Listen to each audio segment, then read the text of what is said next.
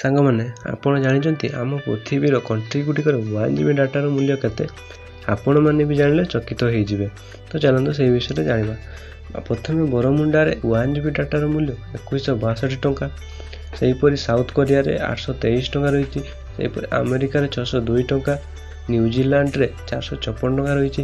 ସେହିପରି ଆଫ୍ରିକାରେ 323 ଟଙ୍କା, ଜର୍ମାନୀରେ 305 ଟଙ୍କା ରହିଛି, ଜାପାନରେ 294 ଟଙ୍କା ରହିଛି, ପାକିସ୍ତାନରେ 52 ଟଙ୍କା 10 ପଇସା ରହିଛି।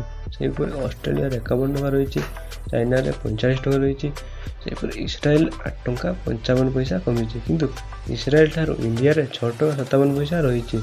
ଇଣ୍ଡିଆରେ 1 GB ଡାଟାର ମୂଲ୍ୟ 6 ଟଙ୍କା 57 ପଇସା ହେବାର କାରଣ ଆଜିଠାରୁ 8 ବର୍ଷ ପୂର୍ବରୁ ଇଣ୍ଡିଆରେ 1 GB ଡାଟାର ମୂଲ୍ୟ 268 ଟଙ୍କା 97 ପଇସା ପାଖାପାଖି ଥିଲା।